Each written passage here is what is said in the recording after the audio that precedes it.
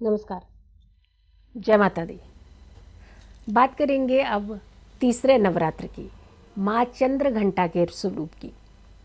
दुर्गा का तीसरा स्वरूप माँ चंद्रघंटा का स्वरूप बहुत ही अच्छा स्वरूप।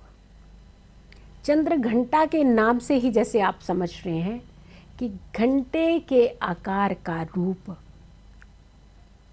माँ चंद्रघंटा शुक्र ग्रह को नियंत्रित करती है। कहा जाता है कि शुक्र का प्रभाव आपके जीवन में ज़रूर होना चाहिए और अच्छा प्रभाव हमेशा रहना चाहिए।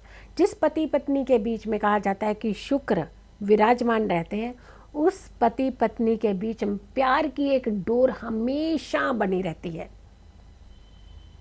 शुक्र आपके जीवन में खुशियाँ लेकर के आता है और शुक्र अगर आपका पीड़ित हो जाता है तो कहीं ना कहीं रिश्तों के बीच में दरार आ जाती है, खुशियां दांव पर लग जाती हैं। ऐसे में माँ चंद्रघंटा की पूजा करके आप अपनी कुंडली के शुक्र को नियंत्रित कर सकते हैं। चंद्रघंटा की अगर हम बात करते हैं तो देवी पार्वती को ही देवी चंद्रघंटा का रूप जाना जाता है। अपने माथे पर अर्ध गोलाकार चंद्रमा धारण किए हुए माँ चंद्रघंटा का ये स्वरूप अति मोहनीय है।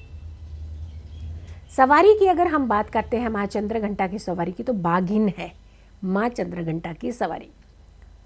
10 हाथों में अस्त्र शस्त्र की अगर हम बात करते हैं तो हर हाथ की एक मुद्रा कुछ ना कुछ आपको दे करके जाती है।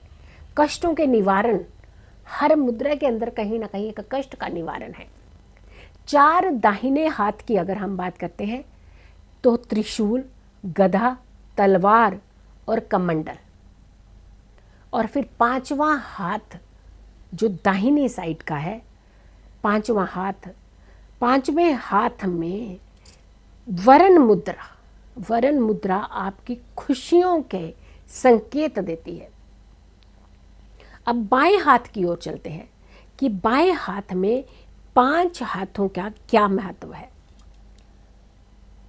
4 हाथों में तो कमल का फूल, तीर, धनुष, जपमाला और 5वां हाथ अभय मुद्रा। एक तरफ राइट साइड में वरण मुद्रा और लेफ्ट साइड में 5वें हाथ में वरण मुद्रा। शांतिपूर्ण और अपने भक्तों का कल्याण करने की मुद्रा कहा जाता है ये। और इनकी पूजा हमेशा घंटी बजा करके ही करनी चाहिए। इससे कहा जाता है कि घंटी बजाने का मतलब कि शत्रु थर थर कांपते हैं, एनिमीज नहीं बनते, आपके शत्रु आपके नज़दीक नहीं आते, आपकी नेगेटिव एनर्जी जो है घर से बाहर चली जाती है। अगर आप घंटी बजा करके पूजा करते हैं तो आपके घर में सिर्फ पॉजिटिविटी होती है, ना कि नेगेटिविटी। कष्टों से मुक्ति मिलती है इनकी आराधना से। तो कहा जाता है कि अहंकार खत्म हो जाता है। बहुत सारे लोग होते हैं, जैसे बहुत कुछ ऐसे लोग होते हैं उनके अंदर कूट कूट कर अहंकार भरा होता है। और कहा जाता है कि अहंकार आपको जीवन में हमेशा पीछे लेकर के आता है, आगे नहीं लेकर के जाता अहंकार। तो ऐसे में अगर अहंकार का नाश करना है तो इससे सुनहरा मौका आपको नहीं मिलता कि माँ चंद्रघंटा की घंटी बजा करके आराधना करने से अहंकार का आपका जो है वो खत्म होता है और आपका जो जीवन है सुखमय की ओर बढ़ने लगता है। इनकी पूजा से मणिपुर चक्र जो है वो जागृत होता है। हरे रंग के वस्त्र पहन करके ही माँ की आराधना करनी चाहिए। बच्चों को बहुत पसंद करती है माँ चंद्रघंटा। बच्चे अगर कोई भी अपनी किसी भी तरीके की आस्था रखते हुए माँ की पूजा करते हैं तो यकीन मानिए सबसे पहले मान जाती हैं वो। दूध और फूल मखाने से बनी हुई खीर का भोग बेहद पसंद है माँ को। अब आती है कि बात मंत्र, कौन सा मंत्र है और कितने बजे करना चाहिए।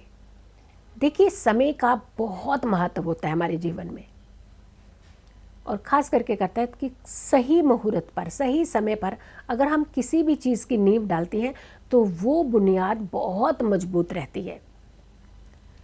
मंत्र है, या देवी सर्वभूतेषु माँ चंद्र घंटा रूपेण संस्थिता, नमस्तस्ये नमस्तस्ये नमस्तस्ये नमो नमः। आपने इस मंत्र का जाप करना है रात को 8 बजे। गुलाबी रंग का आपने आसन लेना है और चारों तरफ आपने 2-2 जोड़ा लौंग रख लेने हैं, यानी टोटल हो गए 8 लौंग। और आपने साथ में अपने 1 लोटा जल का ज़रूर रखना है। जैसे ही आप 2 माला ये जाप कर लेते हैं, जब आप जल नीचे ज़मीन पर, धरती पर डालते हैं और ये प्रणाम करते हैं माँ चंद्र घंटा के समक्ष, जो मनोकामनाएं आप पूर्ण करना चाहते हैं उसके बारे में, और उसके बाद 4 लौंग उठा लें। चारों लौंग अपने राइट हैंड में लेकर के दुर्गा के 32 नामों का जाप ज़रूर करें। ये जाप करने के बाद ही आप आसन छोड़ें और उसके बाद ये लौंग अपने पूजा स्थान पर रख लें। अगली सुबह इन लौंग को एक लाल कपड़े में बांध करके आप अपने साथ कैरी कर सकते हैं हमेशा। अहंकार तो नहीं होगा, आपका कॉन्फिडेंस बहुत बढ़ जाएगा, आप कष्टों से दूर रहेंगे, तकलीफ़ों से दूर रहेंगे। माता रानी आपकी सारी मनोकामनाएं पूर्ण करे, आपके जीवन में हमेशा खुशियां लेकर के आए। और अगर आपने मेरा चैनल सब्सक्राइब नहीं किया है तो आचार्य जीतू सिंह का चैनल ज़रूर जा कर के सब्सक्राइब करें यूट्यूब पर। आप मुझे टिकटॉक पर भी फॉलो कर सकते हैं और इंस्टाग्राम पर भी फॉलो कर सकते हैं। अगर आप मुझसे अपॉइंटमेंट लेना चाहते हैं तो कृपया करके जो एक सिस्टम है, एक प्रोसेस है, उसे फॉलो करके आप मुझसे अपॉइंटमेंट भी ले सकते हैं।